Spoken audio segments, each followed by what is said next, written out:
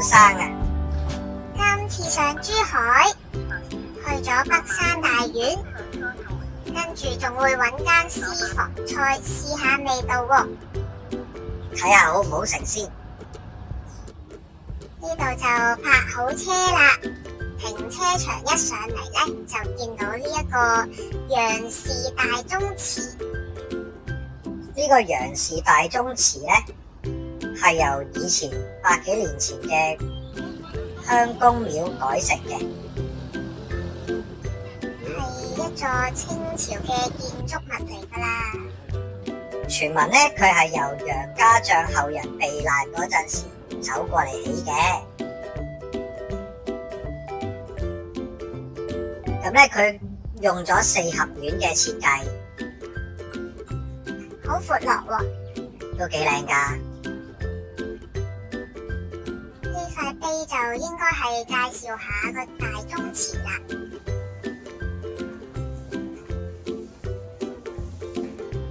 裏面仲有一個陳列館，記載咗楊家嘅後人啦。都係一啲歷史啦，有興趣可以慢慢睇啦。呢啲就係當年嘅信件啊，留翻喺度啦。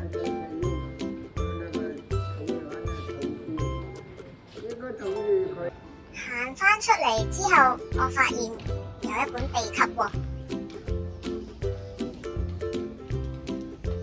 佢叫脈絡啊。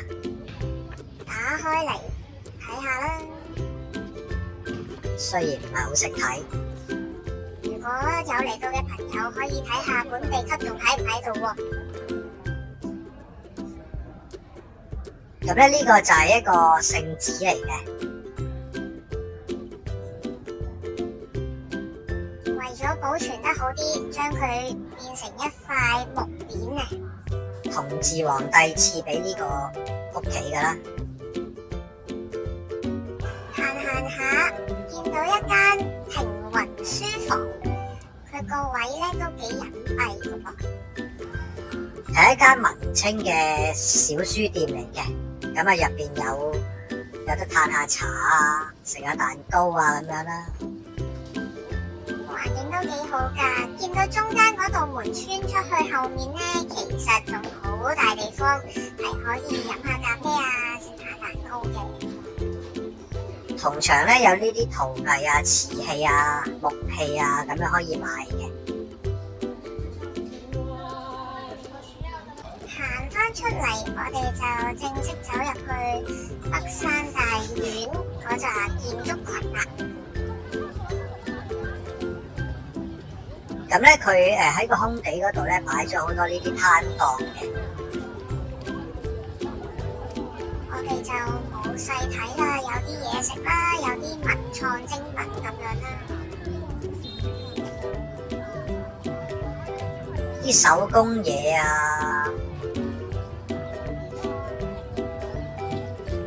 小食啊，飾物啊，都係呢啲啦。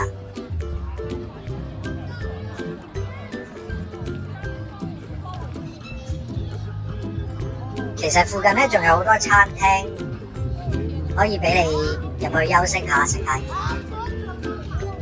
經過呢一個牌匾，我哋就正式走入去北山大院啦。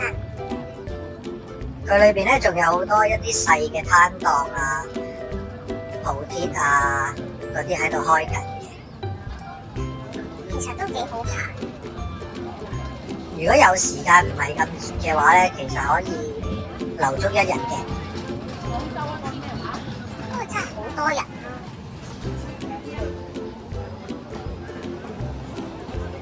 跟住有好多活化咗嘅位置啊，有冷氣嘅，入邊嗰啲係。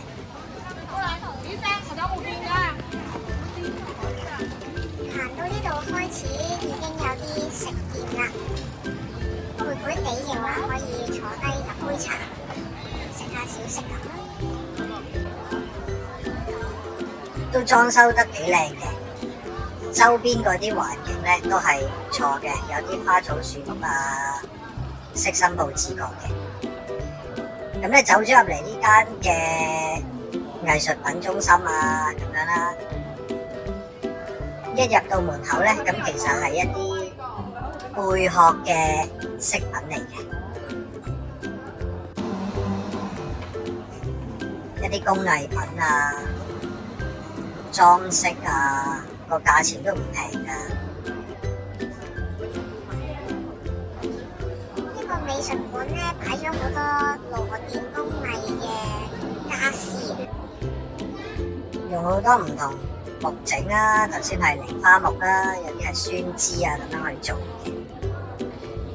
有啲飾物啦，有啲水晶手串啦，又有啲銀器啦，都係啲手工製品。雖然唔知係咪真係佢自己做啊，不過睇下都幾靚嘅。又係貝殼啦。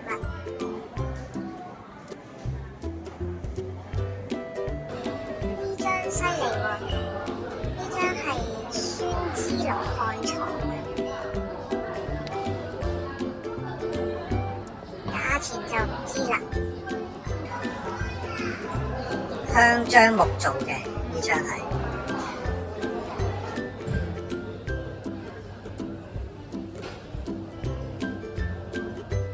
啲手工都唔差嘅，不過就應該現代人就好少擺得入屋㗎啦呢啲。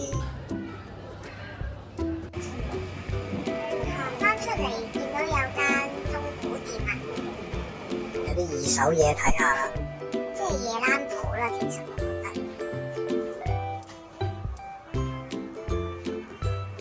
入邊個環境其實係密質質嘅，好多人喺裏邊嘅。咁所以好快行咗個圈就走咗啦。但係有心機仔細行咧，可能都尋到寶喎。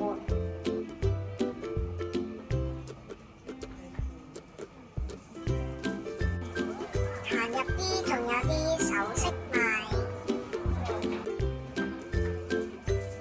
間鋪頭咧就係得呢兩邊噶啦，咁啊堆滿晒人，堆滿晒貨嘅。咁如果你中意呢啲嘢嘅人咧，咁啊好適合你呢間鋪頭啦。呢個就係北山大院嘅地圖啦。其實行到呢個位置咧，左右兩邊都係食街啦，一堆食肆喺度。喺啱啱嗰條街穿翻出去咧，就係一個大草地啦，可以俾人休息下嘅。行完北山大院，我哋就出發去揾私房菜啦。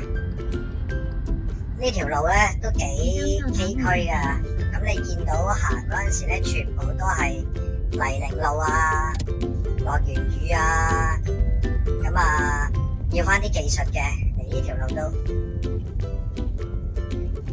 但係我覺得都值得嚟嘅。由北山大院揸車過嚟都係20分鐘左右啦。非常近嘅，如果喺山姆過嚟咧，其實揸8分鐘車就到㗎啦。比較隱蔽嘅，但係呢個位係要揾一揾跟導航啦。右手邊一整片嘅地區，包括你而家見到嘅蒙古包，都係屬於呢一間私房菜嘅範圍啦。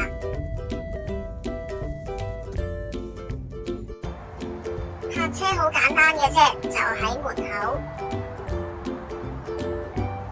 呢間私房菜啦，鳳凰家宴。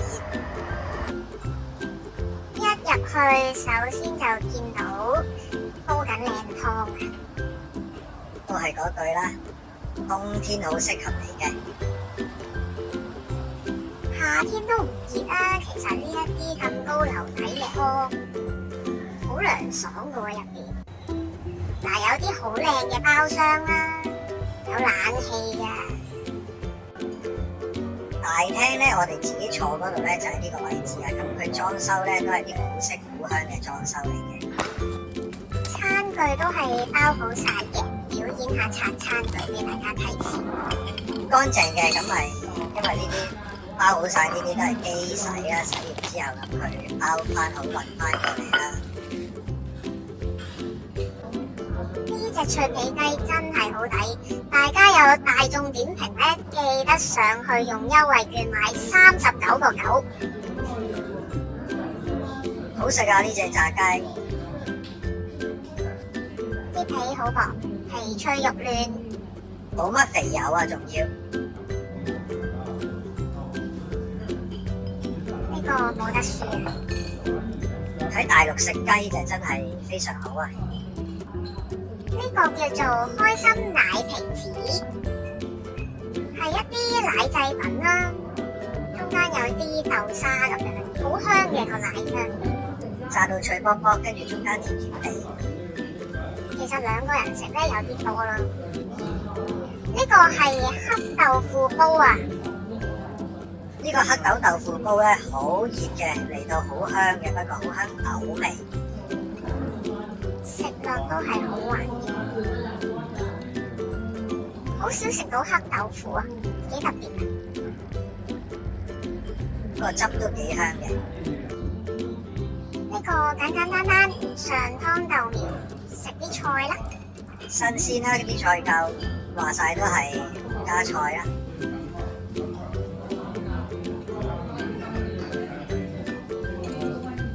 呢一個係串燒羊腰啊，羊腰就即係羊嘅腎啊，好香口嘅呢個，有陣油脂嘅香味啦。佢燒到係外脆內軟嘅。食完咧就再睇下個環境啦。嗱，呢度師傅就斬雞，再擠緊嗰篤醬俾我哋。喺呢個位度燒嘅，咁啊你見到師傅咧巡出嚟啦，喂，燒好未啊？其實成個環境真係好大啊，我哋都影唔晒啊，一路再行過去，越行越有。咁啱啱見到咧，可以租佢啲旗袍嚟喺呢度影相嘅，因為古色古香啦，夠。呢度又有個飲茶位置啦，又有另一款嘅包廂打下麻雀咁樣嘅。跟住去個洗手間就要走啦，價錢就喺呢度啦。咁啊，呢條片嚟到呢度都差唔多啦，又幾抵食啊！推介大家可以嚟試下啦。我哋下個旅程再見啦，拜拜。拜拜。